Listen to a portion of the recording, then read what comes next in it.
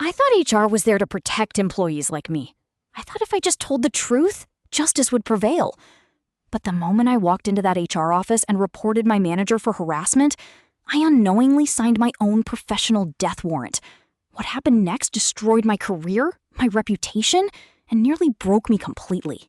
Before I tell you this story, if you've ever had a terrible experience with HR or a toxic boss, hit that like button and drop your story in the comments below. Subscribe and turn on notifications so you never miss another workplace horror story. Now, let me tell you what really happened. I used to believe in doing things the right way.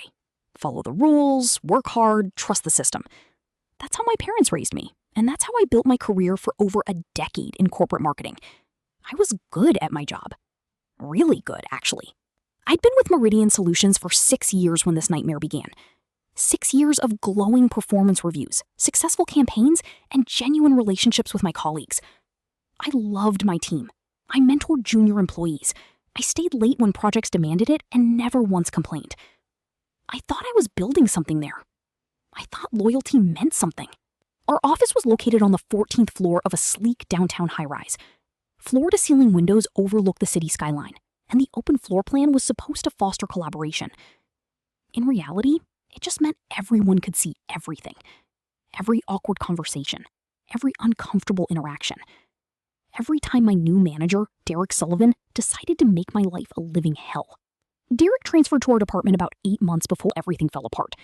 He came from the Chicago office with a reputation for being a quote-unquote results-driven leader. What that actually meant was he was a bully who got away with terrible behavior because his numbers looked good on spreadsheets. He was in his late 40s, always impeccably dressed in designer suits that probably cost more than my monthly rent. Silver-streaked hair, expensive watch, the kind of confident smile that masked something darker underneath. The executives adored him. The rest of us learned to fear him. At first, his behavior toward me was subtle. Dismissive comments in meetings, taking credit for my ideas, assigning me tasks beneath my experience level while giving promotions and opportunities to less qualified colleagues. I told myself I was imagining things. I told myself to work harder, to prove myself. But then, it got worse. Much worse. Derek started making comments about my appearance. Nothing overtly explicit at first, just things that made my skin crawl. You should smile more, Sarah. You're so much prettier when you smile. Or he'd stand too close during conversations, his hand lingering on my shoulder or the small of my back. I'd step away, and he'd step closer. Like it was a game to him. One afternoon, he called me into his office to discuss a project timeline. When I walked in, he closed the door behind me, which he'd never done before. My heart started racing immediately. He sat on the edge of his desk, too close to where I was standing, and looked me up and down like I was something on a menu. "You know, Sarah," he said, his voice dropping lower, "women like you don't get ahead in this industry by playing it safe. Sometimes you have to be willing to show appreciation for the people who can help your career." He reached out and touched my hand. I pulled away immediately. "I think my work speaks for itself," I said, trying to keep my voice steady. His expression shifted. Just for a moment, something cold flickering behind his eyes. "We'll see about that," he replied. After that meeting, everything changed. Derek became openly hostile. He criticized my work in front of clients. He excluded me from important meetings. He gave my biggest project, one I'd spent 3 months developing, to a junior colleague who'd been with the company for barely a year. When I asked why, he told me I clearly wasn't a quote-unquote team player. I documented everything. Dates, times, witnesses, exact quotes.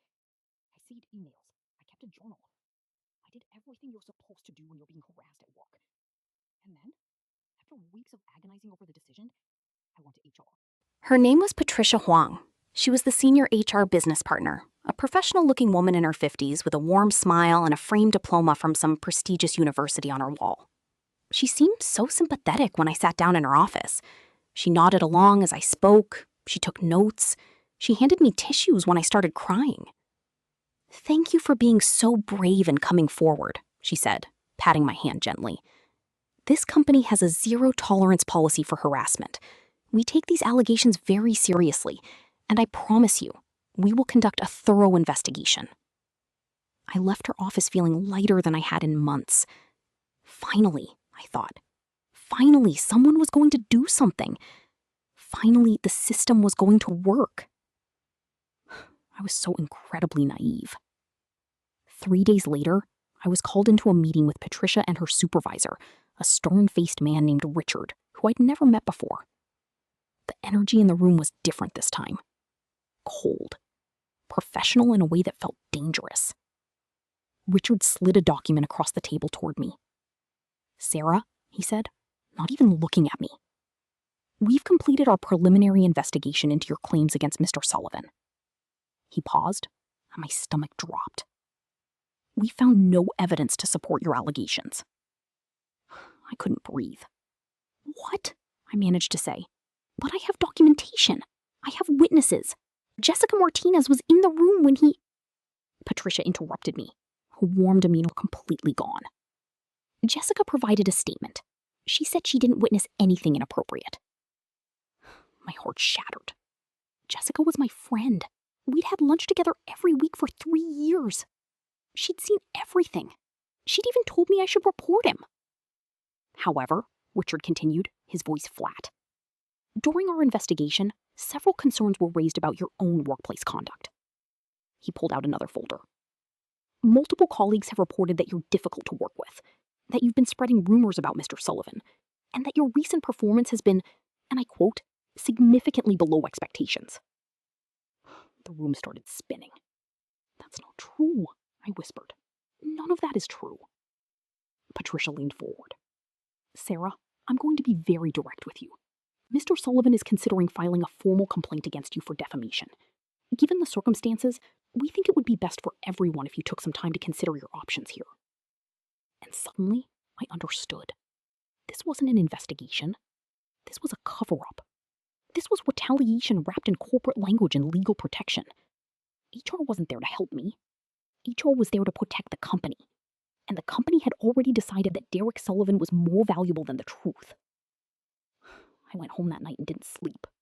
I stared at the ceiling, replaying every conversation, every decision, every moment that led me to that room. I had done everything right. I had followed every rule. And it didn't matter. The next few weeks were a calculated campaign of destruction. My access to key systems was revoked. I was removed from all client-facing projects. My desk was moved from the center of the floor, where my team sat, to a cramped corner near the supply closet. The message was clear. I was being pushed out. The worst part was watching my former colleagues avoid me. People I'd worked with for years would look away when I walked past. Conversations would stop when I entered the break room. Even Jessica, the friend who'd encouraged me to report Derek in the first place, refused to make eye contact with me anymore. I later learned she'd been promised a promotion in exchange for her cooperation. Then came the Performance Improvement Plan. A PIP, as they call it in corporate speak. It's the document companies use when they want to fire you but need a paper trail first. Every task I completed was suddenly inadequate. Every deadline was unreasonable. Every metric was designed for me to fail.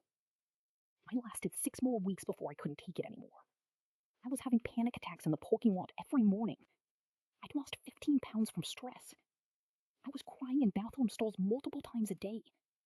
My doctor put me on anxiety medication and suggested I take medical leave. But I knew if I took leave, I'd never come back. They'd find a way to eliminate my position. They always do.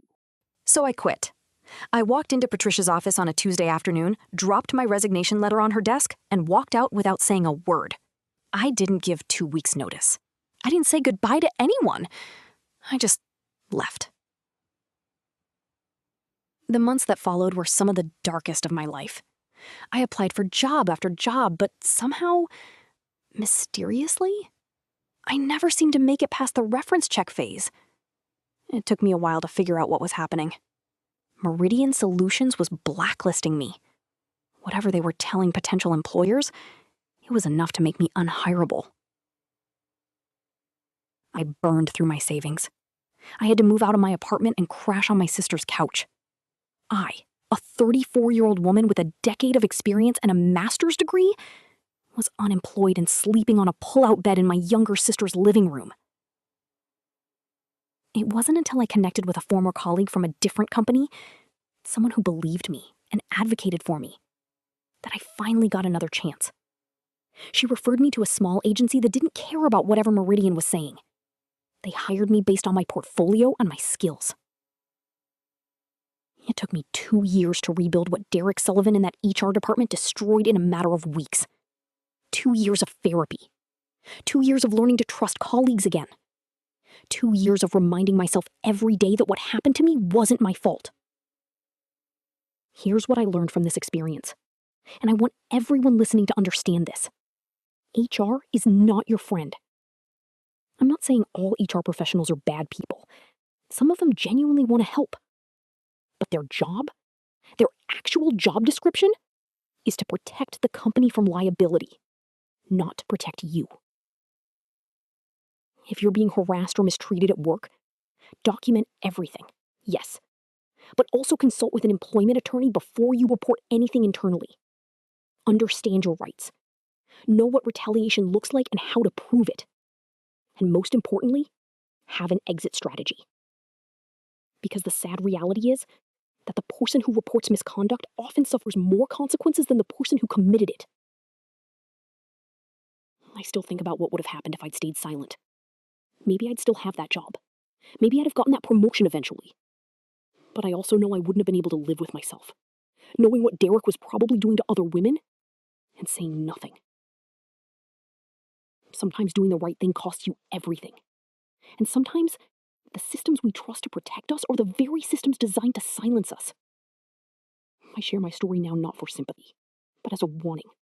Because the next person sitting across from an HR representative, hoping for justice, hoping for protection, deserves to know the truth about what they might actually be walking into.